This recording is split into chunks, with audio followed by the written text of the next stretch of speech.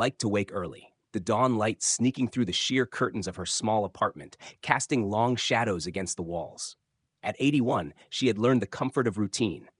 Breakfast was always a simple affair: oatmeal, a slice of toast, and a cup of black coffee. But she always added something extra: a handful of thinly sliced cucumbers, perhaps a wedge of avocado on the side, or sometimes a few roasted bell pepper strips. Her daughter, Julia, visited every Thursday. Julia was a dietitian and had made it her mission to look after her mother's health. Last Thursday, over lukewarm tea and biscuits, Julia had launched into a list of danger foods for seniors. Eleanor listened politely, but was not ready to change. "Mom, you need to stop eating bell peppers," Julia had said. "And those cucumbers! Do you know how much potassium they have? Your heart can't handle that much potassium at your age, especially with your medication." Eleanor had scoffed. "Nonsense," she said, biting into a crisp cucumber slice. "I've eaten these all my life." But Julia had pressed on. "I know you think it's harmless, but there are 5 vegetables that are causing silent damage to seniors' hearts. They're rich in potassium, sodium, or can interfere with your medications: bell peppers, cucumbers, tomatoes, eggplants, and celery. Each of these, in large quantities, or even just daily consumption, can slowly add strain to your cardiovascular system. Your heart isn't as resilient as it used to be." Eleanor thought back to that conversation as she sat by the window this morning. She watched as the sun painted golden streaks across the sky. Maybe there was something to what Julia was saying. She'd felt a little more tired lately. Her heartbeat occasionally fluttered, a disconcerting little tap against her ribs. She decided to go for a walk to clear her mind. She passed by the familiar corner grocer, where Mr. Patel greeted her warmly. The stand was filled with vegetables: bright red tomatoes, stacks of shiny cucumbers, baskets of purple eggplants. She hesitated before reaching for a few cucumbers, but remembered Julia's warning. Instead, she chose a bunch of kale. As she continued down the street, she thought about the other vegetables Julia had mentioned. Bell peppers, vibrant and sweet, had always been a favorite.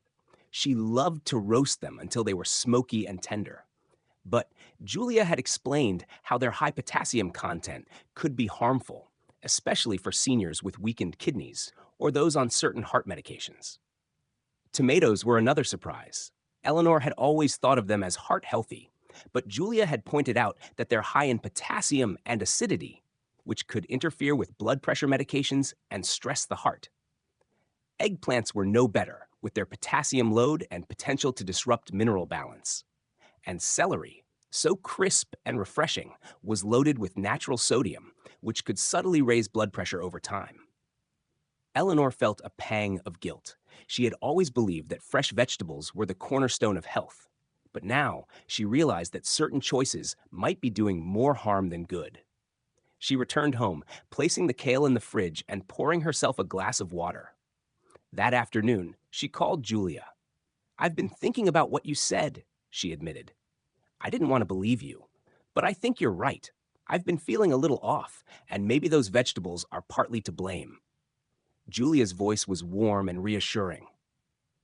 "I'm so glad you're listening, Mom.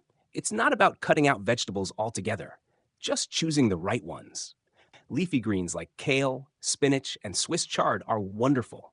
Steer clear of the high potassium and high sodium veggies, and you'll feel better." Eleanor nodded, feeling a sense of relief. She spent the rest of the afternoon reading about senior-friendly diets, learning that moderation and balance were key. She discovered that while these 5 vegetables weren't inherently bad, their effects could accumulate subtly, especially in aging bodies with changing metabolisms and sensitivities. That evening, she prepared dinner. Instead of her usual cucumber and tomato salad, she made a kale and apple slaw with a light vinaigrette. It was crisp, refreshing, and surprisingly satisfying. She felt a little lighter, a little more energetic, as if she were finally giving her body the support it needed. In the days that followed, Eleanor became more mindful of her meals. She found herself experimenting with new recipes: steamed broccoli with lemon, roasted Brussels sprouts with a sprinkle of balsamic, and colorful slaws of cabbage and carrots. Julia was delighted by her mother's newfound enthusiasm. A month later, during her routine checkup, Eleanor's doctor noticed the improvement. "Your blood pressure's more stable, and your heartbeat's regular." he said, tapping her chart. Whatever you're doing, keep it up. Eleanor smiled, thinking of the kale and apples waiting for her at home. She realized that change didn't have to mean giving up everything she loved. It meant understanding her body's needs, listening to her daughter's gentle advice, and making thoughtful choices. As she left the clinic, the sun shone brighter and the breeze felt cooler. For the first time in years, Eleanor felt in control of her health. And it all started with a simple decision: to put down those cucumbers and pick up something